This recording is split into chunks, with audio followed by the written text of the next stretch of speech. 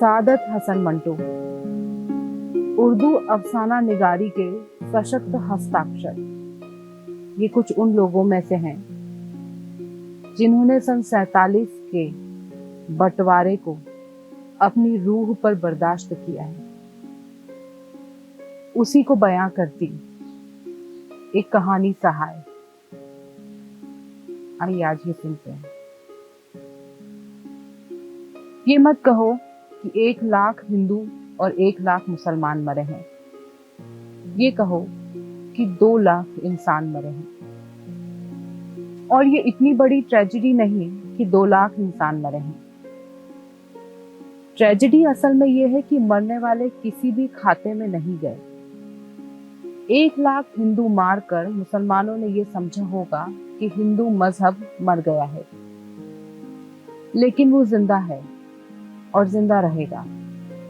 इसी तरह 1 लाख मुसलमान कत्ल करके हिंदुओं ने बगलें बजाई होगी कि इस्लाम खत्म हो गया है, मगर हकीकत आपके सामने है कि इस्लाम पर एक हल्की सी खराश भी नहीं आई।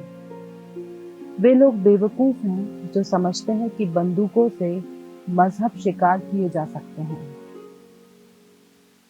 मजहब, दीन, ईमान, धर्म, यकीन, अकीदत, ये सब जो कुछ भी है हमारे जिस्म में नहीं, रूह में होता है।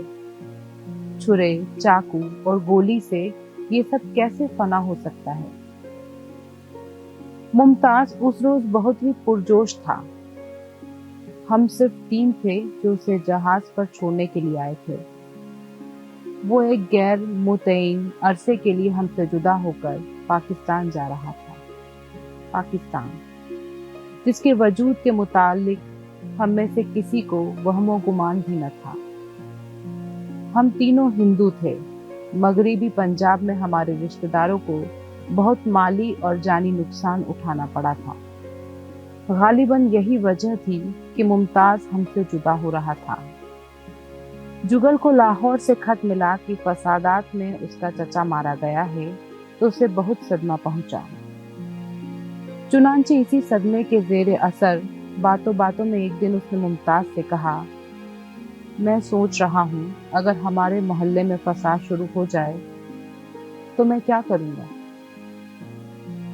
मुमताज ने उससे पूछा, क्या करोगे?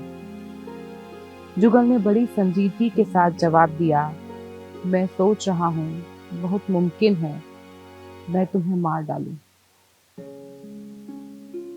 ये सुनकर मुमताज बिल्कुल खामोश हो गया। उसकी एक खामोशी तकरीबन 8 रोज तक कायम रही और उस वक्त टूटी जब उसने अचानक हमें बताया कि वो 3:45 बजे समुद्री जहाज से कराची जा रहा है। हम तीनों में से किसी ने भी उसके इस इरादे के मुताल्लिक बातचीत न की। जुगल को इस बात का शदीद एहसास था कि मुमताज की रवानगी का बायस उसका ये जुमला है, मैं सोच रहा हूँ बहुत मुमकिन है मैं तुम्हें मार डालूं। गालिबन वो अब तक यही सोच रहा था कि वो मुश्तइल होकर मुमताज को मार सकता है या नहीं। मुमताज को, जो कि उसका जिगरी दोस्त था। यही वजह है कि वो हम तीनों में सबसे ज्यादा खामोश था। अजीब बात यह है कि मुमताज गैर मामूली तौर पर बातूनी हो गया था, खास तौर पर रवानगी से चंद घंटे पहले। सुबह उठते ही उसने पीना शुरू कर दिया। असबाब वगैरह कुछ इस अंदाज से बांधा और बंधवाया जैसे वो कहीं सैर व तफरीह के लिए जा रहा है। खुद ही बात करता था और खुद ही हंस देता था। कोई और देखता तो यही समझता कि मुमताज बंबई छोड़ने में नाकाबिले बयान मसरत महसूस कर रहा है, लेकिन हम तीनों अच्छी तरह जानते थे कि वो सिर्फ अपने जज्बात छिपाने के लिए हमें और अपने आप को धोखा देने की कोशिश कर रहा है। मैंने बहुत चाहा कि उससे उसकी यखलख्त रवानगी के मुताल्लिक बात करूं।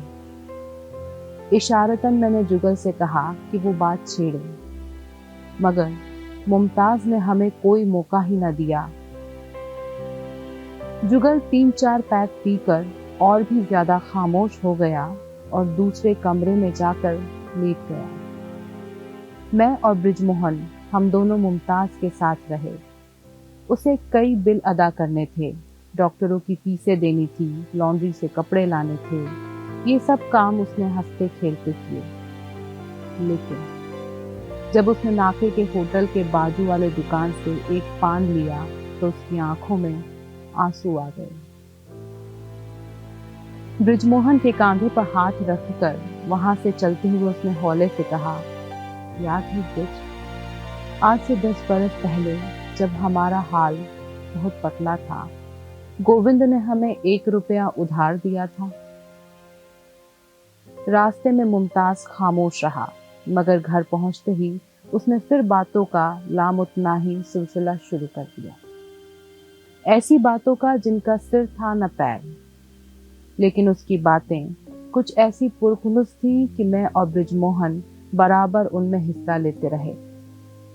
जब रवानगी का वक्त करीब आया तो जुगल भी शामिल हो गया। टैक्सी बंदरगाह की तरफ चली तो सब खामोश हो गए। मुमताज की नजरें बंबई के वसी और कुशादा बाजारों को अलविदा करती रहीं। हत्ता की टैक्सी अपनी मंजिल मकसूद तक पहुंच गई। बेहद भीड़ थी, हजाराहा रिफ्यूजी जा रहे थे। खुशहाली बहुत कम और बदहाल बहुत ज्यादा। बेपनाह हुजूम था, लेकिन मुझे ऐसा महसूस हो रहा था कि अकेला मुमताज जा रहा है। हमें छोड़कर वह ऐसी जगह जा रहा है जो उसकी देखी भाली भी नहीं है, जो उसके मानूस बनाने पर भी अजनबी रहेगी। ये मेरा अपना ख्याल था। मैं कह नहीं सकता कि मुमताज क्या सोच रहा था। जब सारा सामान कैबिन में पहुंचा दिया गया तो मुमताज हमें अर्शे पर ले गया, उधर जहां आसमान और समंदर आपस में मिल रहे थे। मुमताज देर तक उधर देखता रहा, फिर उसने जुगल का हाथ अपने हाथ में लेकर कहा, ये महज फरेबे नजर है, आसमान और समंदर का मिलना। लेकिन ये फरेबे नजर किस कदर दिलकश है, ये मिलाप। जुगल खामोश रहा।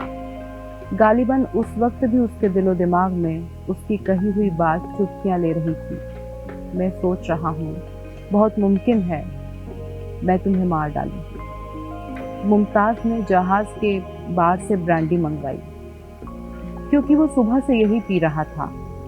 हम चारों गिलास हाथ में लिए जंगले के साथ खड़े थे। रिफ्यूजी धड़ाधड़ जहाज में सवार हो रहे थे। करीब करीब साकिन समंदर पर आबी परिंदे मंडरा रहे थे। जुगल ने दफातन एक ही जुर्रे में अपना गिलास खत्म किया और निहायत ही भोंडे अंदाज में मुमताज से कहा, मुझे माफ कर देना मुमताज, मेरा ख्याल है मैंने उस रोज तुम्हें दुख पहुंचाया। मुमताज ने थोड़े तवक्कुफ के बाद जुगल से सवाल किया, जब तुमने कहा था मैं सोच रहा हूँ बहुत मुमकिन है मैं तुम्हें मार डालूं, क्या उस वक्त वाकई में तुमने यही सोचा था? क्या तुम नेकदिली से इसी नतीजे पर पहुंचे थे? जुगल ने इस बात पर सिर हिलाया, लेकिन मुझे अफसोस है। तुम मुझे मार डालते तो तुम्हें ज्यादा अफसोस होता। मुमताज ने बड़े फलसफियाना अंदाज में कहा, लेकिन सिर्फ उस सूरत में अगर तुमने गौर किया होता कि तुमने मुमताज को, एक मुसलमान को, एक दोस्त को नहीं बल्कि एक इंसान को मारा है। अगर वो हरामजादा था तो तुमने उसकी हरामजदगी को नहीं बल्कि खुद उसको मार डाला है। वो अगर मुसलमान था तो तुमने उसकी मुसलमानी को नहीं उसकी हस्ती को खत्म किया है। अगर उसकी लाश मुसलमानों के हाथ आ जाती तो कब्रिस्तान में एक कब्र का इजाफा हो जाता, लेकिन दुनिया में एक इंसान कम हो जाता। थोड़ी देर खामोश रहने और कुछ सोचने के बाद उसने फिर बोलना शुरू किया, हो सकता है मेरे हम मजहब मुझे शहीद कहते, लेकिन खुदा की कसम अगर मुमकिन होता तो मैं कब्र फाड़ कर चिल्लाना शुरू कर देता, मुझे शहादत का ये रुतबा कबूल नहीं। मुझे ये डिग्री नहीं चाहिए जिसके लिए मैंने इम्तिहान दिया ही नहीं। लाहौर में तुम्हारे चचा को एक मुसलमान ने मार डाला। तुमने ये खबर बंबई में सुनी और मुझे कत्ल कर दिया। बताओ, तुम्हारा चचा और मैं किस तमगे के मुस्तहिक हैं, और तुम्हारे चचा का कातिल और तुम किस खिलअत के हकदार हो? मैं तो ये कहूंगा कि मरने वाले कुत्ते की मौत मरे और मारने वालों ने बेकार, बिल्कुल बेकार अपने हाथ खून से रंगे। बातें करते करते मुमताज बहुत ज्यादा जज्बाती हो गया, लेकिन इस ज्यादती में खुलूस बराबर का था। मेरे दिल पर खुसूसन उसकी इस बात का बहुत असर हुआ कि मजहब, दीन, ईमान, धर्म, यकीन, अकीदत, ये सब जो कुछ भी है हमारे जिस्म में नहीं, रूह में होता है। छुरे, चाकू और गोली ये सब कैसे फना हो सकता है? चुनांचे मैंने उससे कहा, तुम बिल्कुल ठीक कहते हो। ये सुनकर मुमताज ने अपने ख्यालात का जायजा लिया और फिर कदरे बेचैनी से कहा, नहीं, बिल्कुल ठीक नहीं। मेरा मतलब है ये सब ठीक तो है, लेकिन जो मैं कहना चाहता हूं शायद अच्छी तरह अदा नहीं कर सका।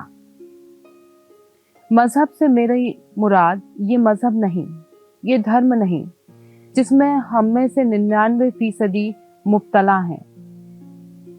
मेरी मुराद उस खास चीज से है जो एक इंसान को दूसरे इंसान के मुकाबले में जुदागान हैसियत बख्शती है। वो चीज जो इंसान को हकीकत में इंसान साबित करती है। लेकिन ये चीज क्या है? अफसोस कि मैं इसे हथेली पर रख कर नहीं दिखा सकता। ये कहते कहते एकदम उसकी आंखों में चमक सी पैदा हुई और उसने जैसे खुद से पूछना शुरू किया। लेकिन उसमें वो कौन सी खास बात थी? वो तो कट्टर हिंदू था, पेशा भी निहायत ही जलील, लेकिन इसके बावजूद उसकी रूह किस कदर रोशन थी। मैंने पूछा, किसकी? एक भड़वे की। हम तीनों चौंक पड़े। मुमताज के लहजे में कोई तकल्लुफ नहीं था, इसलिए मैंने संजीदगी से पूछा, एक भड़वे की? मुमताज ने इस बात में सिर हिलाया। मुझे हैरत है कि वो इंसान कैसा था, और ज्यादा हैरत इस बात की है कि वो उर्फ आम में एक भड़वा था, औरतों का दलाल, लेकिन उसका ज़मीर बहुत साफ था। मुमताज थोड़ी देर के लिए रुक गया, जैसे वो पुराने वाक़ियात अपने दिमाग में ताज़ा कर रहा हो। चंद लम्हात के बाद उसने फिर बोलना शुरू किया। उसका पूरा नाम मुझे याद नहीं, शायद सहाय था, बनारस का रहने वाला, बहुत ही सफाई पसंद। वो जगह जहाँ वो रहता था बहुत ही छोटी थी, मगर उसने बड़े सलीके से उसे मुख्तलिफ खानों में तकसीम कर रखा था। पर्दे का माकूल इंतजाम था, चारपाइयाँ और पलंग नहीं थे, लेकिन गदेले और गाव तकिए मौजूद थे। चादरें और गिलाफ वगैरह हमेशा उजले रहते थे। नौकर मौजूद था, मगर सफाई सहाय खुद अपने हाथ से करता था। सिर्फ सफाई ही नहीं, हर काम, और वो सर से बला कभी नहीं टालता था, धोखा और फरेब नहीं करता था। रात ज्यादा गुजर गई है और आपको शराब की जरूरत है तो वो साफ कह देता था कि साहब, पानी मिली शराब मिलेगी, अपने पैसे जाया न कीजिए। अगर किसी लड़की के मुतालिक उसे शक है तो वो छुपाता नहीं था। और तो और उसने मुझे ये भी बता दिया कि वो 3 बरस के अरसे में 20,000 रुपए कमा चुका है। हर 10 रुपयों में से 2.5 रुपए कमीशन ले लेकर उसे सिर्फ 10,000 और बनाने थे। मालूम नहीं, सिर्फ 10,000 ही, और क्यों, ज्यादा क्यों नहीं। उसने मुझसे कहा था कि 30,000 रुपए पूरे करके वो बनारस वापस चला जाएगा और बजाजी की दुकान खोलेगा। मैं ये भी नहीं कह सकता कि वो सिर्फ बजाजी की ही दुकान खोलने का आरजूमंद क्यों था। मैं यहाँ तक सुन चुका तो मेरे मुंह से निकला, अजीबोगरीब आदमी था। मुमताज ने अपनी गुफ्तगू जारी रखी। मेरा ख्याल था कि वो सरतापा बनावट है, एक बहुत बड़ा फ्रॉड है, और कौन यकीन कर सकता है कि वो उन तमाम लड़कियों को जो उसके धंधे में शरीक थीं अपनी बेटियां समझता था। ये भी उस वक्त मेरे लिए बैद अज़ फहम था कि उसने हर लड़की के नाम पर पोस्ट ऑफिस में सेविंग अकाउंट खोल रखा था और हर महीने लड़की की कुल आमदनी वहां जमा कराता था। और ये बात तो बिल्कुल नाकाबिले यकीन थी कि वो 10-12 लड़कियों के खाने पीने का खर्च अपनी जेब से अदा करता था। उसकी हर बात मुझे जरूरत से ज्यादा बनावटी मालूम होती थी। एक दिन मैं उसके यहाँ गया तो उसने मुझसे कहा, अमीना और सकीना दोनों छुट्टी पर हैं, मैं हर हफ्ते दोनों को छुट्टी दे देता हूँ ताकि बाहर जाकर किसी होटल में मांस वगैरह खा सकें। यहाँ तो आप जानते हैं सब वैष्णव हैं। मैं मुस्कुराया और मैंने सोचा कि साला मुझे बना रहा है। एक दिन उसने मुझे बताया कि अहमदाबाद की उस हिंदू लड़की ने, जिसकी शादी उसने एक मुसलमान ग्राहक से करा दी थी, उसे लाहौर से खत लिखा है कि दाता साहब के दरबार में लड़की ने एक मिन्नत मानी थी जो पूरी हो गई है, और अब उसने सहाय के लिए मिन्नत मानी है कि जल्दी जल्दी 30,000 रुपये पूरे हो जाएं कि वो बनारस जाकर बजाजी की दुकान खोल सके। ये सुनकर तो मैं हंस पड़ा। मैंने सोचा मैं मुसलमान हूँ, इसीलिए मुझे खुश करने की कोशिश कर रहा है। मैंने मुमताज से पूछा, तुम्हारा ख्याल गलत था? बिल्कुल, उसको कोलोफेल में कोई बोध नहीं था। हो सकता है उसमें कोई खामी हो। बहुत मुमकिन है कि उससे अपनी जिंदगी में कई लग्जिशें सरजद हुई हों, मगर वो एक बहुत ही उम्दा इंसान था। जुगल ने सवाल किया, ये तुम्हें कैसे मालूम हुआ? उसकी मौत पर। ये कहकर मुमताज कुछ अरसे के लिए खामोश हो गया। थोड़ी देर के बाद उसने उधर देखना शुरू किया जहां आसमान और समंदर धुंधली सी आगोश में सिमटे हुए थे। फसादात शुरू हो चुके थे। मैं अल सुबह उठकर भिंडी बाजार से गुजर रहा था। कर्फ्यू के बायस बाजार में आमद और रफ्त बहुत ही कम थी। ट्राम भी नहीं चल रही थी। टैक्सी की तलाश में चलते चलते जब मैं जय जय अस्पताल के पास पहुंचा तो फुटपाथ पर एक आदमी को मैंने बड़े से टोकरे के पास गठरी से बने हुए देखा। मैंने सोचा कोई पार्टी वाला सो रहा है, लेकिन जब मैंने पत्थर के टुकड़ों पर खून के लौथड़े देखे तो रुक गया। वारदात कत्ल की थी। मैंने सोचा अपना रास्ता लूं, मगर गठरी में हरकत पैदा हुई। मैं फिर रुक गया। आसपास कोई न था।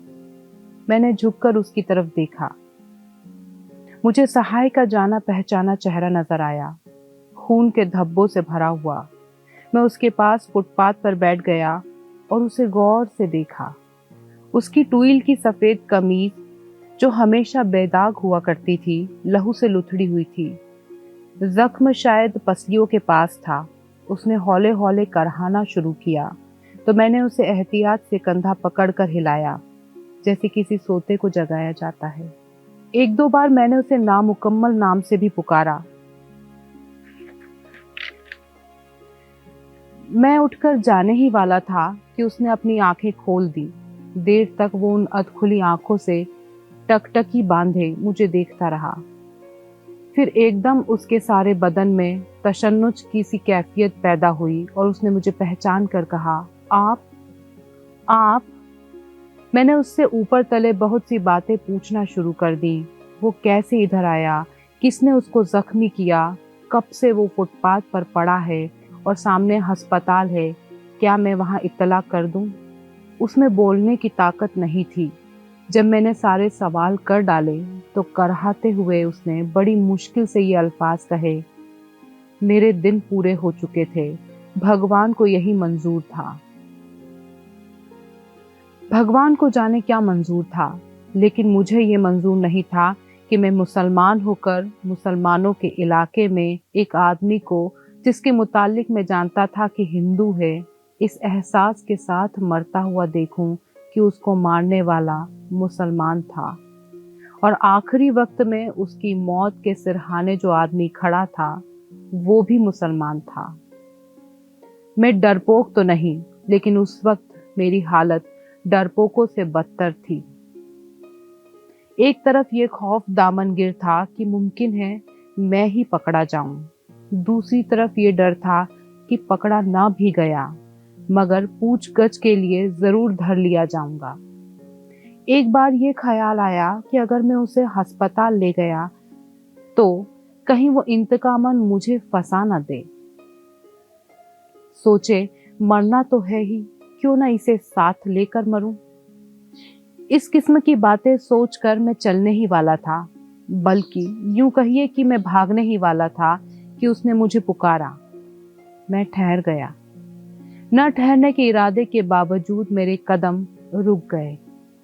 मैंने उसकी तरफ इस अंदाज से देखा गोया उससे कह रहा हूं कि जल्दी करो मियाँ, मुझे जाना है। उसने दर्द की तकलीफ से दोहरा होते हुए बड़ी मुश्किल से अपनी कमीज के बटन खोले और अंदर हाथ डाला, मगर जब कुछ और करने की उसमें हिम्मत न रही तो उसने मुझे कहा, नीचे बंडी है, इधर की जेब में कुछ जेवर और 1200 रुपए हैं, ये सुल्ताना का माल है। मैंने एक दोस्त के पास रखा हुआ था, आज उसे भेजने वाला था, क्योंकि आप जानते हैं कि खतरा बहुत बढ़ गया है। आप उसे दे दीजिएगा और कहिएगा कि वो फौरन चली जाए, लेकिन अपना ख्याल रखिएगा। मुमताज खामोश हो गया। मुझे ऐसा महसूस हुआ कि उसकी आवाज़ सहाय की आवाज़ में जो जे अस्पताल के सामने फुटपाथ पर उभरी थी, दूर उधर जहां आसमान और समंदर एक धुंधली सी आगोश में मुद्गम थे, हल हो रही है। जहाज ने विसिल दिया तो मुमताज ने कहा, मैं सुल्ताना से मिला, उसको जेवर और रुपया दिया तो उसकी आंखों में आंसू आ गए। जब हम मुमताज से रुखसत होकर नीचे उतरे तो वो अर्शे पर जंगले के साथ खड़ा था। उसका दाहिना हाथ हिल रहा था। मैं जुगल से मुखातिब हुआ, क्या तुम्हें ऐसा मालूम नहीं होता कि मुमताज सहाय की रूह को बुला रहा है, हम सफर बनाने के लिए? जुगल ने सिर्फ इतना कहा, काश मैं सहाय की रूह होता।